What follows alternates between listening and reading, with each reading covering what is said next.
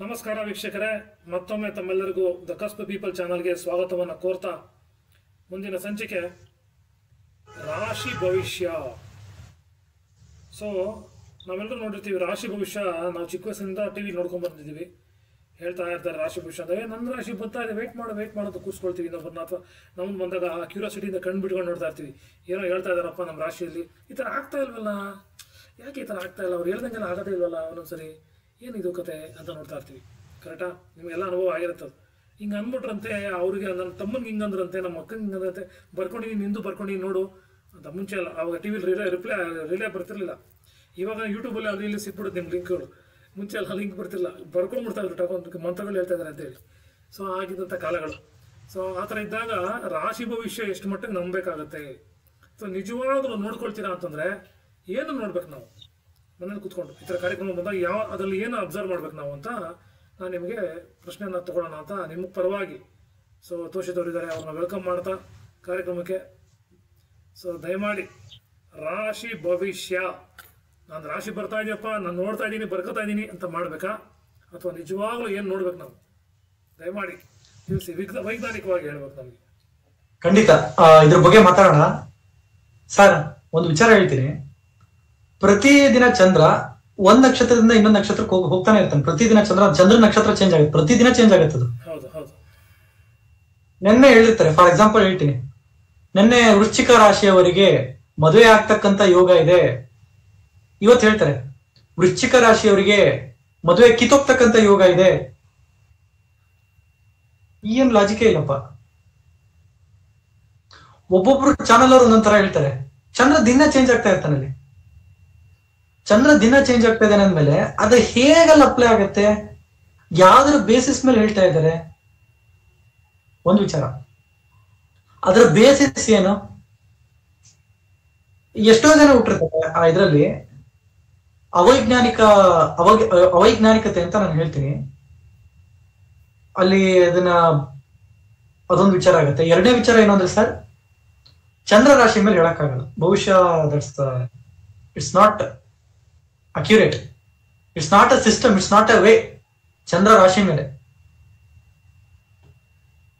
ರಾಶಿ ಮೇಲೆ ದಶಾಭುಕ್ತಿ ಚಂದ್ರನಿಂದನೇ ಸ್ಟಾರ್ಟ್ ಆದ್ರೂ ಕೂಡ ಚಂದ್ರ ದಿನ ಮೂವ್ ಆಗ್ತಾ ಇರ್ತಾನೆ. ಸೊ ಅಲ್ಲಿ ನೀವು ರಾಶಿ ಭವಿಷ್ಯ ಅಂತ ತಗೊಂಡಾಗ ಅದು ಇಟ್ಸ್ ನಾಟ್, ಅದು ಕನ್ಸಿಡರೇಷನ್ ತಗೊಳಕ್ಕಾಗಲ್ಲ. ಫೈನಲ್ ಏನಪ್ಪಾ ಅಂದ್ರೆ ಲಗ್ನ, ನೀವು ಹುಟ್ಟಿರ್ತಕ್ಕಂಥ ಲಗ್ನ, ಅಲ್ಲಿಂದ ಗ್ರಹಗಳು ಎಲ್ಲಿ ಟ್ರಾನ್ಸಿಟ್ ಆಗ್ತಾ ಇದೆ. ಫಾರ್ ಎಕ್ಸಾಂಪಲ್ ಹೇಳ್ತೀನಿ, ಶನಿಯ ಗೋಚಾರ ಕುಂಭ ರಾಶಿ ಪೂರ್ವ ಭಾದ್ರಪದ ನಕ್ಷತ್ರದಲ್ಲಿದೆ. ವೃಶ್ಚಿಕ ರಾಶಿಯವರಿಗೆ ಅದರ ಫಲ ಏನು? ವೃಶ್ಚಿಕ ರಾಶಿಯವರಿಗೆ ಅದರ ಫಲ ಏನು ಇರಲ್ಲ. ವೃಶ್ಚಿಕ ಲಗ್ನದವರಿಗೆ ಅದರ ಫಲ ಇರ್ತದೆ. ವೀಕ್ಷಕರು ಇದನ್ನ ಗಮನ ಕೊಡಿ. ನೀವು ಆ ರಾಶಿನಲ್ಲಿ ಹುಟ್ಟಿದಿರ ಅಂದ್ರೆ ಆ ರಾಶಿನಲ್ಲಿ ಯಾವ ಲಗ್ನದಲ್ಲಿ ಹುಟ್ಟಿರ್ತೀರ ಆ ಲಗ್ನಕ್ಕೆ ಅದು ಫಲ ಅಷ್ಟೇ. ಲಗ್ನಕ್ಕೆ ಅದು ಫಲ, ರಾಶಿಗೆ ಅದು ಫಲ ಅಲ್ಲ. ಫಾರ್ ಎಕ್ಸಾಂಪಲ್ ಹೇಳಿ ಸರ್, ಮಾತಾಡಿ. ಈಗ ನೀವು ಲಗ್ನ ಅಂದ್ಬಿಟ್ರೆ ನಮ್ಮ ವೀಕ್ಷಕರು ತಲೆ ಕೆಡ್ಸ್ಕೊಂಡಿರ್ತಾರೆ ಪಾಪ. ಹಾಗಾಗಿ ಲಗ್ನ ಅಂದ್ರೆ ಏನು ಅಂತ ಹೇಳಿ ಒಂದು ವೈಜ್ಞಾನಿಕವಾಗಿ ನಿಮಗೆ ವಿಚಾರ ತಿಳಿಸಿದೀವಿ. ಈ ವಿಡಿಯೋನ ಕ್ಲಿಕ್ ಮಾಡಿ, ಕ್ಲಿಕ್ ಮಾಡಿ, ದಯಮಾಡಿ ಅದು ಕ್ಲಿಕ್ ಮಾಡಿ, ನಿಮ್ಗೆ ನೀಟಾಗಿ ಎಕ್ಸ್ಪ್ಲೇನ್ ಮಾಡ್ತೀವಿ. ಲಗ್ನ ಅಂದ್ರೆ ಏನು ಅಂತ ಸಿಂಪಲ್ ಆಗಿ ಹೇಳಿಸ್ಬಿಟ್ಟಿದ್ವಿ. ಯಾಕಂದ್ರೆ ಇದು ಸೈನ್ಸ್, ಇದು ಪ್ಯೂರ್ ಸೈನ್ಸ್. ಯಾವುದೇ ರೀತಿ ಮ್ಯಾಜಿಕ್ ಮಿರಾಕಲ್ ಏನಿಲ್ಲ. ನಡೀತಾ ಇರುವಂತ ಗ್ರಹಗತಿಗಳ ಕಂಡೀಷನ್ ಅನ್ನ ನಾವು ನಿಮಗೆ ಆಟೋಮೇಷನ್ ಅನಿಮೇಷನ್ ಮುಖಾಂತರ ಎಕ್ಸ್ಪ್ಲೇನ್ ಮಾಡಿದ್ವಿ. ಲಗ್ನ ಅಂದ್ರೆ ಏನು ಅಂತ ಹೇಳಿ ನೋಡಿ ಅದನ್ನ ಗುರುಗಳು. ಇನ್ನೊಂದು ಎಕ್ಸಾಂಪಲ್, ಗುರುವಿನ ಸಂಚಾರ ವೃಷಭ ರಾಶಿನಲ್ಲಿ ಆಗ್ತಾ ಇದೆ. ವೃಷಭ ರಾಶಿನಲ್ಲಿ ಗುರು ಸಂಚಾರ ಆಗ್ತಾ ಇದೆ ಅಂದ್ರೆ ವೃಷಭ ರಾಶಿನಲ್ಲಿ ಹುಟ್ಟೋರಿಗೆ ಗುರುಬಲ ಬಂದಿದೆ ಅಂತ ಹೇಳ್ತಾರೆ. ಅಲ್ಲ, ವೃಷಭ ರಾಶಿನಲ್ಲಿ ಹುಟ್ಟೋರಿಗೆ ಗುರುಬಲ ಅಲ್ಲ, ವೃಷಭ ಲಗ್ನದಲ್ಲಿ ಹುಟ್ಟೋರಿಗೆ ಗುರುಬಲ. ಅದು ಆಕ್ಚುಲಿ ವೃಷಭ ಲಗ್ನದವರಿಗೆ ಹುಟ್ಟೋರಿಗೆ ಗುರುಬಲ. ಆಕ್ಚುಲಿ ಗುರುಬಲ ಅನ್ನೋದೊಂದು ಟಾಪಿಕ್ ಇದೆನಾ? ಆಕ್ಚುಲಿ ಗುರುಬಲ ಅಂತ ಹೇಳ್ತಾರೆ ಸರ್. ಗುರುನೇ ಏನಾದ್ರೂ 6ನೇ ಮನೆ ಅಧಿಪತಿ, 8ನೇ ಮನೆ ಅಧಿಪತಿ, 12ನೇ ಮನೆ ಅಧಿಪತಿ ಆಗಿ ಎಲ್ಲ ಟ್ರಾನ್ಸಿಟ್ ಆಗ್ತಾ ಇದೆ ಅಂದ್ರೆ ಅದು ಏನ ಮನೆಯ ಒಂದು ವಿಚಾರವಾಗಿ ಏನು ಕೊಡ್ಬೇಕು ಅದು ಕೊಟ್ಟೆ ಕೊಡುತ್ತದು. ಅದು ಹೇಗೆ ಗುರುಬಲ ಅಂತ ಹೇಳ್ತೀರಾ ಅಂತ ನನಗಂತೂ ಗೊತ್ತಿಲ್ಲ. ಸರ್ ಅದ್ರದ್ದೇನು ಗುರು, ಯಾವುದೇ ಒಂದು ಗ್ರಹ ದಶಾಭುಕ್ತಿ ಅಂತರ್ಭುಕ್ತಿನಲ್ಲಿ 5ನೇ ಮನೆ, 9ನೇ ಮನೆ, 11ನೇ ಮನೆ, ಈ ಮನೆಗಳು ಕುತ್ಕೊಂಡು ಅದ್ರ ರನ್ ಆದಾಗ ನಾವೇನ್ ಹೇಳ್ತೀವಿ, ದೈವಬಲ ಅಂತ ಕರಿತೀವಿ ವಿನಃ ಗುರುಬಲ ಅಂತ ಎಲ್ಲೂ ಬರ್ದಿಲ್ಲ. ಆಕ್ಚುಲಿ ಗುರುಬಲ ಅಂತ ಮಾತಾಡ್ತಾರೆ ಈ ಮದುವೆಗೆ, ಉಪನಯನಕ್ಕೆ, ವಾಹನ ತೊಳೋದಕ್ಕೆ, ಕೆಲವೊಂದಕ್ಕೆಲ್ಲ ಮನೆ ಕಟ್ಟೋದಕ್ಕೆ ಸ್ಪೆಸಿಫಿಕ್ ಆಗಿ ಮಾತಾಡ್ತಾರೆ ಗುರುಬಲ ಅಂತ. ಆಕ್ಚುಲಿ ಅದು ಗುರುಬಲ ಅಲ್ಲ, ದಶದಲ್ಲಿರ್ತಕ್ಕಂಥ ದೈವ ಬಲ ಇದೆ ಅಂತ ಕೇಳ್ಕೊಡಿ. ದಶ ಚೆಕ್ ಮಾಡಿಸಿ, ಎಷ್ಟಲ್ಲಿ ಏನ್ ಕಾಂಬಿನೇಷನ್ ಇದೆ ದಯಮಾಡಿ ನೋಡ್ಕೊಳ್ಳಿ ವೀಕ್ಷಕರೇ. ಸೊ ದಶಾಭುಕ್ತಿ ಅಂತ ಫೈನಲ್ ಬೃಹತ್ ಪರಾಶರ ಹೋರಾಶಾಸ್ತ್ರದಲ್ಲಿ ಎಲ್ಲೂ ಕೂಡ ಈ ಒಂದು ಗುರುಬಲ, ಈ ದೋಷ ಆ ದೋಷ ಅಂತ ಎಲ್ಲೂ ಕೂಡ ಪರಾಶರ ಮುನಿಗಳೇ ಬರ್ದಿಲ್ಲ. ಹಾಗಾಗಿ ದಯಮಾಡಿ ಥಿಂಕ್ ಮಾಡಿ, ಇದು ಥಿಂಕ್ ಮಾಡುವಂಥ ಟೈಮ್ ಇದು ನೋಡಿ. ಇದನ್ನು ವೈಜ್ಞಾನಿಕವಾಗಿ ಒಂದೊಂದೇ ವಿಚಾರ ತೆಗೆದುಕೊಡ್ತಾ ಇದ್ದೀವಿ ನೀವು. ಸೊ ಸೊ ಅಲ್ಲಿ ಗುರುಬಲ ಅಂತ ಹೇಳಿದಾಗ ಅದು it's not A thing sir. ಉಪನಯನ ಅಂತ ಹೇಳ್ತಾರೆ, ಒಂದು ವಿಚಾರ ಹೇಳ್ತಾ ಇದೀನಿ. ಉಪನಯನ ಆಗ್ತಾ ಇಲ್ಲ ನಮ್ಮ ಹುಡುಗನಿಗೆ, ಗುರುಬಲ ಇದನ್ನ ನೋಡಿ ಅಂತ ಹೇಳ್ತಾರೆ. ಅಲ್ಲಿ ಗುರುಬಲ ನೋಡೋಕ್ಕಿಂತ ಅವರ ಜಾತಕದಲ್ಲಿ ಉಪನಯನ ಅಂದ್ರೆ 5ನೇ ಮನೆ, ಹೌದಾ ಸರ್? ಈ ಒಂದು ಸ್ಪಿರಿಚುವಲ್ ವಿಚಾರಗಳು, ಒಂದು ಸ್ಪಿರಿಚುವಲ್ ಇವೆಂಟ್ ಅಂತ ಕರಿತೀವಿ. 5ನೇ ಮನೆ ಹಾಗೂ 9ನೇ ಮನೆಗೆ ಸಂಬಂಧಪಟ್ಟಿರ್ತಕ್ಕಂಥ ಇವೆಂಟ್ ಇದು ಉಪನಯನ ಅನ್ನೋದು ಒಂದು ವಿಚಾರ. ಉಪನಯನ ಅನ್ನೋದು ಅಥವಾ ಮುಂಜುವೆ ಅಂತ ಕರಿತೀವಿ. 5ನೇ ಮನೆ ಹಾಗೂ 9ನೇ ಮನೆಗೆ ಸಂಬಂಧಪಟ್ಟಿರ್ತಕ್ಕಂಥ ಇವೆಂಟ್ ಇದು. First condition. ಸೆಕೆಂಡ್ ಕಂಡೀಷನ್, ಒಂದು ಶುಭ ಸಮಾರಂಭಕ್ಕೆ ಕಾರಕ ಆಗಿರ್ತಕ್ಕಂಥದ್ದು ಗುರು ಮತ್ತೆ ಕೇತು ಮೇಜರ್ ಕಾರಕ. ಇದಕ್ಕೆ ಕೇತು ಒಂದು ಕಾರಕ ಆಗ್ತಾನೆ. ಕೇತು ಇರ್ರೆಸ್ಪೆಕ್ಟಿವ್ ಆಫ್ ಕಾಂಬಿನೇಷನ್ ಈ ತರ ಒಂದು ಸ್ಪಿರಿಚುವಲ್ ವಿಚಾರಗಳಿಗೆ ಕೇತು ಕಾರಕ ಆಗ್ತಾನೆ. ಗುರು ಈಸ್ ಎ ನ್ಯಾಚುರಲ್ ಕಾರಕ. ಈ ಜ್ಞಾನ ಪಡ್ಕೊಳ್ಳತಕ್ಕಂಥದಕ್ಕೆ, ಒಂದು ಬ್ರಹ್ಮಚಾರ್ಯ ಜೀವನ, ಒಂದು ವಟುವಿನ ಜೀವನ, ಅದು ಗುರು ಮತ್ತೆ ಕೇತು ಇಬ್ರು ಕಾರಕ ಆಗ್ತಾರೆ. ಆ ತರ ಒಂದು ಬಂದಾಗ ನಾವು ಏನ್ ನೋಡ್ಬೇಕಾಗತ್ತೆ? ಉಪನಯನ ಆಗ್ತಾ ಇಲ್ಲ, ಗುರುಬಲ ಇದನ್ನ ನೋಡಿ ಅಂದ್ರೆ ಒಂದೇ ವಿಚಾರ ನೋಡ್ಬೇಕಾಗತ್ತೆ. ಇರ್ತಕ್ಕಂಥ ದಶಾಭುಕ್ತಿ ಅಂತರ್ಭುಕ್ತಿನಲ್ಲಿ 5ನೇ ಮನೆ 9ನೇ ಮನೆ ರನ್ ಆಗ್ತಾ ಇದೆನಾ?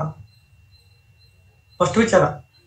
ದಶಾಭುಕ್ತಿ ಅಂತರ್ಭುಕ್ತಿನಲ್ಲಿ ಕೂತಿರ್ತಕ್ಕಂಥ ಗ್ರಹಗಳು ಏನಾದ್ರು 5ನೇ ಮನೆ 9ನೇ ಮನೆಯಲ್ಲಿ ಇದೆನಾ? ಅದು ಗುರುಬಲ. ಅದು ಎದಕ್ಕೆ? ಉಪನಯನಕ್ಕೆ ಗುರುಬಲ ಆಗ್ತದೆ. ಅಕಸ್ಮಾತ್ ಆ ಕಂಡೀಷನ್ ಏನು ಸ್ಯಾಟಿಸ್ಫೈ ಆಗಲಿಲ್ಲ ಅಂದ್ರೆ ಗುರುವಿನ ಅಂತರ್ಭುಕ್ತಿ ಅಥವಾ ಗುರುವಿನ ಭುಕ್ತಿ ರನ್ ಆಗ್ತಾ ಇದೆ, ಅಥವಾ ಕೇತುವಿನ ಅಂತರ್ಭುಕ್ತಿ ಕೇತುವಿನ ಭುಕ್ತಿ ರನ್ ಆಗ್ತಾ ಇದೆನಾ? ಸೆಕೆಂಡ್. ಥರ್ಡ್ ಕಂಡೀಷನ್, ದಶಾಧಿಪತಿಗಳು ಅಂದ್ರೆ ಗುರು ಆಗ್ಲಿ ಕೇತು ಆಗ್ಲಿ ಇದು ಇಲ್ಲ ಅಂದ್ರೂ ನಡೆಯುತ್ತೆ. ಈ ಸ್ಯಾಟಿಸ್ಫೈ ಕಂಡೀಷನ್ ಸ್ಯಾಟಿಸ್ಫೈ ಆಗ್ಲಿಲ್ಲ ಅಂದ್ರೂ ನಡೆಯುತ್ತೆ, ಏನ್ ತೊಂದರೆ ಇಲ್ಲ. ಅವ್ರೇನಾದ್ರೂ ಕೇಂದ್ರ ತ್ರಿಕೋಣದಲ್ಲಿ ಕೂತಿದಾರ, ಕೇಂದ್ರ ಅಥವಾ ತ್ರಿಕೋಣ ಅದರಲ್ಲೂ ಹೈಯೆಸ್ಟ್ ಅಂದ್ರೆ 5ನೇ ಮನೆ 9ನೇ ಮನೆ ಅವ್ರು ಏನಾದ್ರು ಕೂತಿದಾರ, ಅದು ಒಂದು ಆಧ್ಯಾತ್ಮಿಕ ಬಲ ಅಂತ ಕರಿತೀವಿ ಅಷ್ಟೇ. ಅಲ್ಲಿ ಏನು ಉಪನಯನ ಮಾಡೋದಕ್ಕೆ ಗುರುಬಲ ಯಾಕೆ ಹೇಳಿದ್ರು ಅಂದ್ರೆ, ಉಪನಯನ ಮಾಡಿಸ್ತೀವಿ, ನನ್ನ ಮಗ ಸಂಧ್ಯಾ ವಂದನೆ ಮಾಡ್ತಾನ, ದೇವ್ರು ದಿಂಡ್ರು ಮಾಡ್ತಾನ, ಅಥವಾ ಒಂದು ಸ್ಪಿರಿಚುವಲ್ ಪ್ರಾಕ್ಟೀಸ್ ಅದನ್ನ ಕಂಟಿನ್ಯೂ ಮಾಡ್ಕೊಂಡು ಹೋಗ್ತಾನ, ಆ ಒಂದು ವಿಚಾರಕ್ಕೆ ಅದನ್ನ ನೋಡಿದ್ರೆ ವಿನಃ ಅಲ್ಲಿ 9ನೇ ಮನೆ 5ನೇ ಮನೆ ಇತ್ತು ಅಂದ್ರೆ ಎಲ್ಲರೂ ದೇವ್ರ ಆರಾಧನೆ ಮಾಡ್ತಾರೆ ಸರ್. 5ನೇ ಮನೆ 9ನೇ ಮನೆ ಇದ್ರೆ ದೇವ್ರ ಮಂತ್ರ ಬಾಯಿ ಉಚ್ಚಾರಣೆ ಆಗುತ್ತೆ, ದೇವ್ರು ದಿಂಡ್ರು ಬಹಳ ಸಿಕ್ಕಾಪಟ್ಟೆ ಮಾಡ್ತಾರೆ 5ನೇ ಮನೆ 9ನೇ ಮನೆ ಇದ್ರೆ. ಇದೊಂದು ವೈಜ್ಞಾನಿಕ ವಿಚಾರ ನಾನು ಇಲ್ಲಿ ಹೇಳಬೇಕು ಅಂತ ಇದ್ದೆ. ಇನ್ನ ಪ್ರಾಪರ್ಟಿ ಮಾಡೋದಕ್ಕೆ, ಮದುವೆ ಆಗೋದಕ್ಕೆ ಅದು ಗುರುಬಲ ಅಲ್ಲ. ಅದು ಅಲ್ಲಿ ಅದು ಗುರುಬಲ ಅಂತ ಹೇಳೋದಕ್ಕಾಗಲ್ಲ. ಅಲ್ಲಿ ಜಾತಕದ ಬಲ, ದಶಾಬಲ ಅಂತ ಕರಿತೀವಿ ಅದಕ್ಕೆ. ಆ ದಶಾ ಪ್ರಾಪರ್ಟಿ ತಗೊಳಕ್ ಹೆಲ್ಪ್ ಮಾಡ್ತಾ ಇದ್ದೀನ. ಪ್ರಾಪರ್ಟಿ ಅಂದ್ರೆ ಏನೋ 4ನೇ ಮನೆ 8ನೇ ಮನೆ 11ನೇ ಮನೆ ಏನಾದ್ರು ಈ ಮನೆಗಳಲ್ಲಿ ಗ್ರಹಗಳು ಏನಾದ್ರು ಕೂತಿದೆನಾ? ಎಸ್ಪೆಷಲಿ ಮನೆ ಕಟ್ಟೋದಕ್ಕೆ 4ನೇ ಮನೆ 8ನೇ ಮನೆ ಈ ಮನೆಗಳಲ್ಲಿ ಏನಾದ್ರು ಆ ಗ್ರಹ ಬಂದು ಕೂತಿದೆನಾ?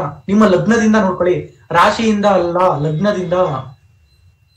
ಲಗ್ನ ಅಂದ್ರೆ 1ನೇ ಮನೆ. ಎಸ್, ಅಲ್ಲಿಂದ 4ನೇ ಮನೆ 8ನೇ ಮನೇಲಿ ಏನಾದ್ರು ಗ್ರಹಗಳು ಕೂತಿದ್ರೆ ಅದು ಪ್ರಾಪರ್ಟಿಗೆ ಸ್ವಲ್ಪ ಹೆಲ್ಪ್ ಮಾಡುತ್ತದೆ. ಅದರ ಟೈಮ್ ಪೀರಿಯಡ್ ರನ್ ಆಗ್ಬೇಕಲ್ಲಿ. ಅದರ ದಶಾಭುಕ್ತಿ ಅಂತರ್ಭುಕ್ತಿ ರನ್ ಆದ್ರೆ ಮಾತ್ರ. ಕಂಡೀಷನ್ ಸಪ್ಲೈಡ್ ಸರ್, ಕೇರ್ಫುಲ್ ಆಗಿ ಕೇಳಿಸ್ಕೊಳ್ಳಿ. ಕಂಡೀಷನ್ ಸಪ್ಲೈಡ್ ಇದೊಂದು ವಿಚಾರ. ಪ್ರಾಪರ್ಟಿ. ನೆಕ್ಸ್ಟ್ ಮದುವೆಗೆ ಅಲ್ಲಿ ಗುರುಬಲ ಅಂತಲ್ಲ, ಅಲ್ಲಿ ನೋಡ್ಬೇಕಾಗಿರ್ತಕ್ಕಂಥದ್ದು ಎನಿ ಪ್ಲಾನೆಟ್ಸ್, ಯಾವುದೇ ಒಂದು ಗ್ರಹ 2ನೇ ಮನೆ 7ನೇ ಮನೆಯಲ್ಲಿ ಕೂತಿದೆನಾ? 2ನೇ ಮನೆ ಫ್ಯಾಮಿಲಿ ಫಾರ್ಮೇಶನ್ ಮನೆ, 7ನೇ ಮನೆ ಕಳತ್ರ ಸ್ಥಾನ ಅಂತ ಕರಿತೀವಿ. ಕಳತ್ರ ಸ್ಥಾನ ಅಂದ್ರೆ ವಿವಾಹ, ಮದುವೆ ವಿಚಾರನ ಮಾತಾಡ್ತದ್ದು. ಯಾವುದೇ ಗ್ರಹ 7ನೇ ಮನೇಲಿ ಕೂತ್ಕೊಂಡು ಅದರ ದಶಾಭುಕ್ತಿ ಅಂತರ್ಭುಕ್ತಿ ಅನ್ನೋದಾಗ ಅದರ ಕೆಲಸನೇ ಮದುವೆ ಕೊಡೋದು, ಅದರ ಕೆಲಸನೇ ಮದುವೆ ಕೊಡುತ್ತೆ. First condition. ಸೆಕೆಂಡ್ ಕಂಡೀಷನ್ ಏನಪ್ಪಾ ಅಂದ್ರೆ 2ರಲ್ಲಿ 7ರಲ್ಲಿ ಯಾವ್ದು ಕೂತಿಲ್ಲ, ಆ ಅಧಿಪತಿಗಳ ದಶ ರನ್ ಆಗ್ತಾ ಇದ್ದಾನ, ಆ ಅಧಿಪತಿಗಳು ಬರಬೇಕು. ಒಂದು ವಿಚಾರ, ಆ ಅಧಿಪತಿಗಳು. ನೆಕ್ಸ್ಟ್ ಇನ್ನೊಂದು ವಿಚಾರ ಏನಪ್ಪಾ ಅಂದ್ರೆ ಲೀಸ್ಟ್ 9ನೇ ಮನೆ 11ನೇ ಮನೆ 9ನೇ ಮನೆ 11ನೇ ಮನೆ ಅದು ಕೂಡ ಮದುವೆ ಕೊಡುತ್ತೆ. ಹಿರಿಕರ ಒಂದು ಸಹಾಯದಿಂದ, ಹಿರಿಯರ ಸಹಾಯದಿಂದ. ಹಿರಿಯರೇ ನೋಡ್ಬಿಟ್ಟು ಮಾಡ್ಕೊಳಯ್ಯ ಒಂದು ವಿಚಾರ. ಅದು ಇಲ್ಲ ಅಂದ್ರೆ ಶುಕ್ರ, ಇರ್ರೆಸ್ಪೆಕ್ಟಿವ್ ಆಫ್ ಕಾಂಬಿನೇಷನ್, ಶುಕ್ರ ಮದುವೆ ಕೊಡಿಸ್ತಾನೆ ಸರ್. ಶುಕ್ರನ ಒಂದು ಟೈಮ್ ಪೀರಿಯಡ್, ಅದು ರಿಲೇಶನ್ಶಿಪ್ ಕಾರಕ ಆಗಿರ್ತಕ್ಕಂಥ ಗ್ರಹ, ಅದು ಮಾಡ್ಸತ್ತೆ. ಸೊ ಅಲ್ಲಿ ಗುರುಬಲ ಅನ್ನೋ ಒಂದು ಕಾನ್ಸೆಪ್ಟ್, ಇದ್ರ ಬಗ್ಗೆ ಐ ಹೋಪ್ ಕ್ಲಾರಿಟಿ ಸಿಕ್ತು ಅಂತ ಅನ್ಸುತ್ತೆ. ಇವಾಗ ಕ್ಲಾರಿಟಿ ಸಿಕ್ತು ಅಂತ ಐ ಗೆಸ್. ನಮ್ಮ ಜನಕ್ಕೆ, ನಮ್ಮ ವೀಕ್ಷಕರು ತುಂಬಾ ಅರ್ಥ ಮಾಡ್ಕೊಂಡಿರ್ತಾರೆ